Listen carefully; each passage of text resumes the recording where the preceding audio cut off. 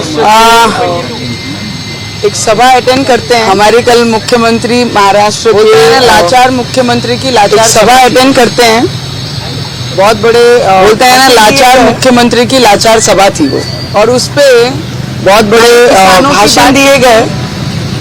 ना ही बेरोजगार, और उसपे ना ही किसानों की बात की गई, ना ही बेरोजगारी पे बात की गई। और जो लोड शेडिंग पूरे महाराष्ट्र में हर गांव में, हर गली में, हर जगह पे लोड शेडिंग बहुत बड़े प्रॉब्लम संकट में पूरा महाराष्ट्र है। ये खुद डिपार्टमेंट बोलता है, खुद मंत्री बोलते हैं ना, उस पे एक शब्द और एक टिप्पणी की गई। सिर्फ दूसरों के ऊपर बोलने के लिए वो सभा ली गई थी। 2.5 साल किधर डिस्ट्रिक्ट में गए ना, मंत्रालय 2.5 साल मुख्यमंत्री कार्यालय में तो गए नहीं। एक दौरा उनके सुपुत्र ने कल बोला कि मुख्यमंत्री विदर्भ में गए, मराठवाड़ा में गए, एक दौरा एक भी किसान के खेतों में गए हैं क्या? बेरोजगारी के लिए कितनी मीटिंग्स, कितने डिसीजन ये सरकार ने और मुख्यमंत्री ने लिए, उन्होंने बताना चाहिए। और एक वीडियो, मैं ज्यादा वीडियो नहीं मांग रही हूँ, विदर्भ में कौन से गांव में, कौन से क्षेत्र में घूमे, कौन से सब्जेक्ट के लिए घूमे, वो एक वीडियो उन्होंने जाहिर करना चाहिए। किसानों के बारे में तो कोई तकलीफ की एक शब्द बात नहीं की गई। किसानों की परिस्थिति आज क्या है? बेरोजगारी पर एक शब्द बोले नहीं कि इतने रोजगार देने के लिए, हम हाथों को रोजगार देने के लिए ये सरकार बनी है। 2019 के बाद 3 गुना ज्यादा बेरोजगारी है मेरे महाराष्ट्र में बढ़ी है। इसका डाटा उनके डिपार्टमेंट ने और मुख्यमंत्री ने देना चाहिए। कितने युवकों को, कितने बेरोजगार हाथों को उन्होंने रोजगार दिया, ये बताना चाहिए उन्होंने। वो बोलते हैं हाथों को रोजगार दिया, कौन से हाथों को रोजगार दिया? 3 गुना ज्यादा बेरोजगारी देवेंद्र फडणवीस की सरकार के बाद महाराष्ट्र में 3 टाइम ज्यादा बेरोजगारी महाराष्ट्र में बढ़ी है। और कल संभाजी महाराज की दिन था, अभिवादन जयंती थी, अभिवादन करना का दिन था। और औरंगजेब के कब्र पे जाकर जिन्होंने फूल चढ़ाए, पूरी महाराष्ट्र की एक, उन्होंने इलेक्शन के पहले कहा था कि औरंगाबाद का नाम हम संभाजी नगर रखेंगे, और उस मंच पे बोलते हैं कि संभाजी नगर रखने की क्या जरूरत है? तुम्हारे ही एजेंडे में था और तुम ही आज बोलते हैं उसकी क्या जरूरत थी?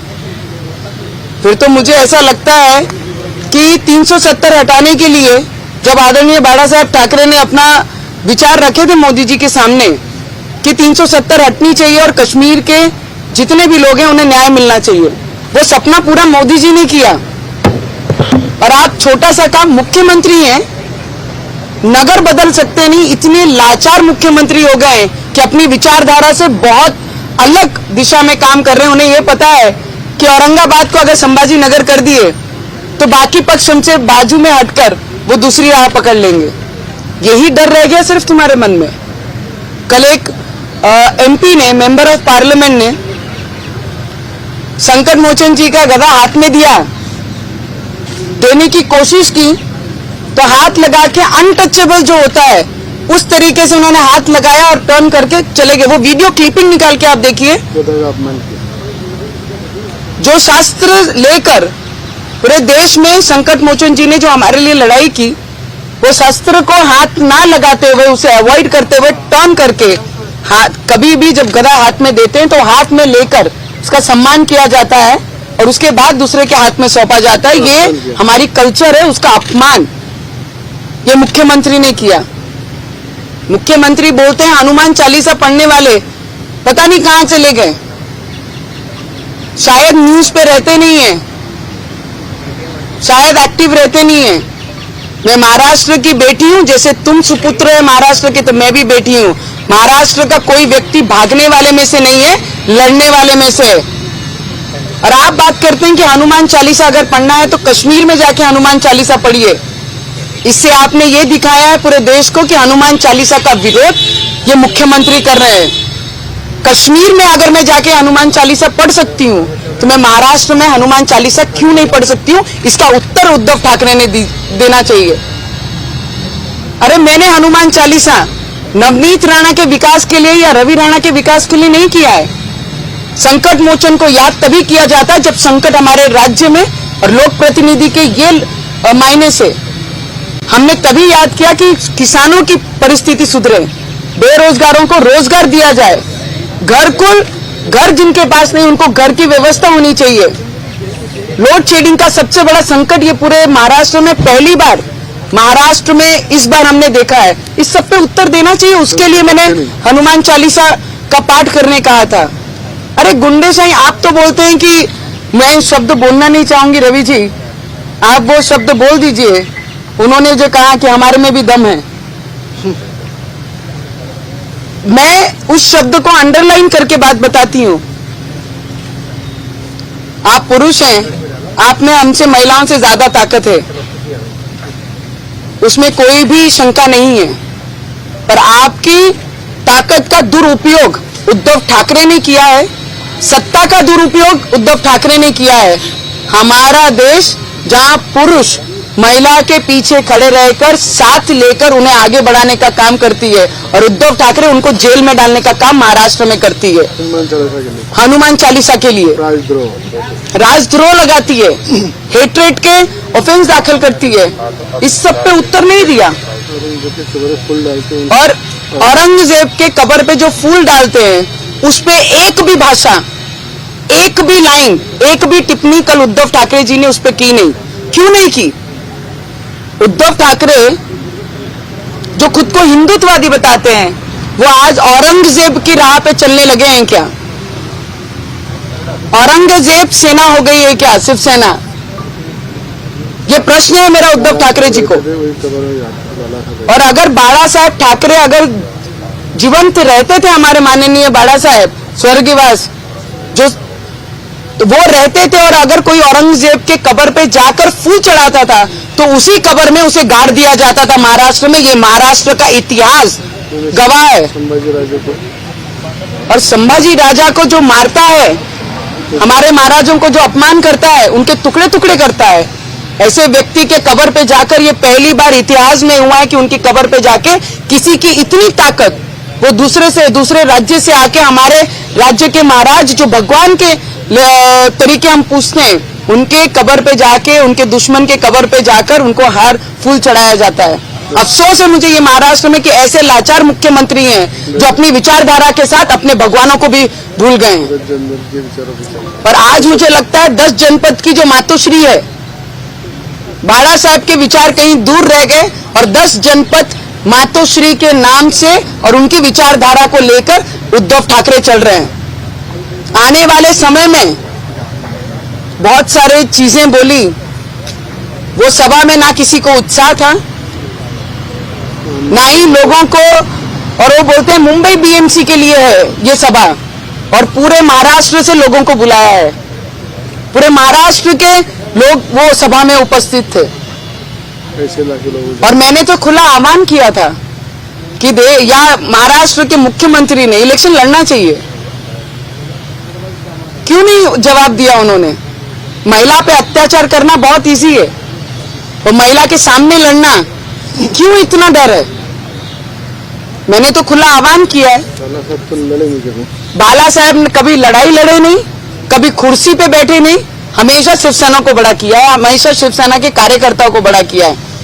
और कल एक खासदार जब गदा लेके हाथ में जाते हैं तो उसे छूते भी नहीं और अनटचेबल करके टर्न करके चले जाते हैं। और क्या जरूरत है बोले हनुमान चालीसा पढ़ने की? क्यों मंदिरों में जाना पड़ता है? हिस्ट्री उठा के देख लीजिए जी, हनुमान चालीसा वही पढ़ता है जो संकट से मुक्त करने की ताकत रखता है। आस्था है। हम सब हिंदुस्तान में रहने वाला हर एक व्यक्ति अपने धर्म का प्रचार प्रसार करता है, और आप कहते हैं क्यों पढ़ना चाहिए? यह है उद्धव ठाकरे की नई विचारधारा जो कल उन्होंने खुद बोल के दिखाई। संभाजी नगर को, औरंगाबाद को संभाजी नगर क्यों बनाना है, ये विचारधारा पे उद्धव ठाकरे जी चल रहे हैं।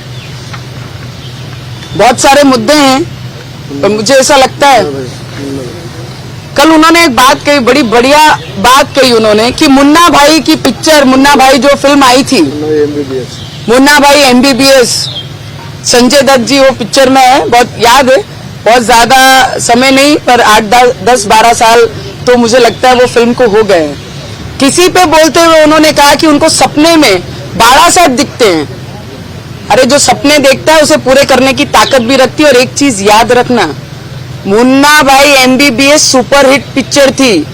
अगर ये सुपरहिट हो गए तुम ऑलरेडी फ्लॉप हो, इससे डबल फ्लॉप हो जाओगे। ये याद रखना, जो सपने देखता है वो करने की भी ताकत रखता है। अगर उन्हें सपनों में बाला साहब ठाकरे दिखते हैं और मुन्ना भाई जिस तरीके से सुपरहिट पिक्चर हुई थी वो सुपरहिट हो जाएंगे, तुम फ्लॉप से डिजास्टर हो जाओगे। ये चीज पे भी ध्यान रखना। बाला साहब के विचारों पे नहीं चल रहे। बाड़ा साहब के विचार, उनकी चाल से भी तुम्हें दिक्कत है और तुम अपनी विचारधारा को भूल गए, तुम अपनी विचारधारा से भटक गए। तो पूरे महाराष्ट्र की जनता को दिक्कत है आपसे। और आने वाले समय में महाराष्ट्र की जनता आपको, आपके विचारधारा छोड़कर मतलब के लिए, स्वार्थ के लिए जो आपने पद लिया उसका उत्तर आपको देगी।